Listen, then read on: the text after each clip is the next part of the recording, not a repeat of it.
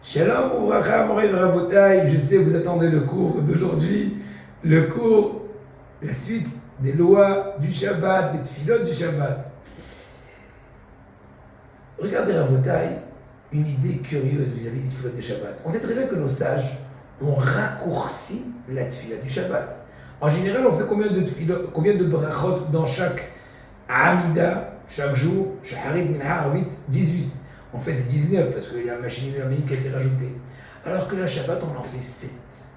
Pourquoi? L'essentielle raison, c'est marqué dans la halakha, c'est pour ne pas trop alourdir la situation aux gens. Déjà, la tfila, elle est assez longue en soi, surtout le Shabbat matin, avec les mizmorim, les rajouts, les ceci, les cela. Et en plus, je leur fais une longue amida, alors là, les gens, ils risqueraient. Ça m'empêche que pour le kiddush, au Hachem, ils sont toujours là. Il peut être à midi à 1h, la boucha, la vodka, les marodot, ce que tu veux, ça marche. Mais bon, ça, laissons de côté, entre crochets ou plutôt en parenthèse. Mais encore, chers amis, pour nos sages, d'un côté, donc, on allégé dans la longueur de Hamida, mais on trouvait une bonne raison de faire une répétition de la tfila le vendredi soir, n'est-ce pas? Again, avod bidvaro, v'chayemetim b'ma'amaro. Elle s'appelle Bracha Me'en Sheva. Me'en, ça veut dire, c'est un concentré des 7 brachot. Magen Avot, Magen Avraham, Hayam Edim Amaro, Hayam Edim, etc. Donc la question se pose. D'un côté, tu cherches à raccourcir de 19 brachot à 7. Les 3 tfilotes. Bon, Moussaf, c'est Moussaf parce que c'est Korban Moussaf.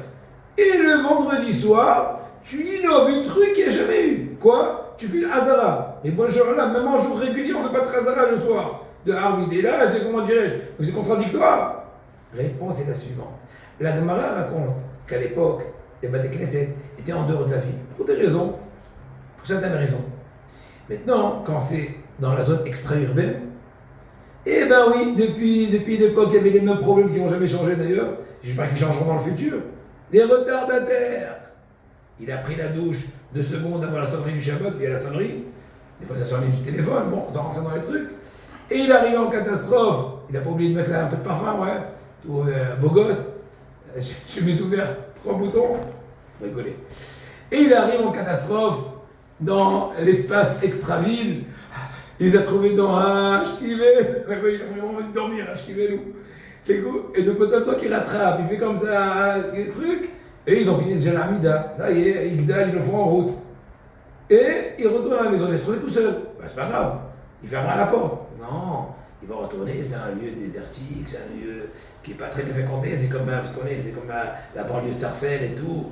C'est pas très conseillé de faire la randonnée le soir là-bas.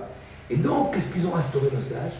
Ils ont dit, on va allonger un peu, on va causer une raison de rester un peu plus, on va faire une bracha me'en sheva, un special. On va instaurer une répétition pour lui donner le temps de nous rattraper. Je veux dire, dans notre côté, regardez à bouteille, la sensibilité de nos sages. Bon.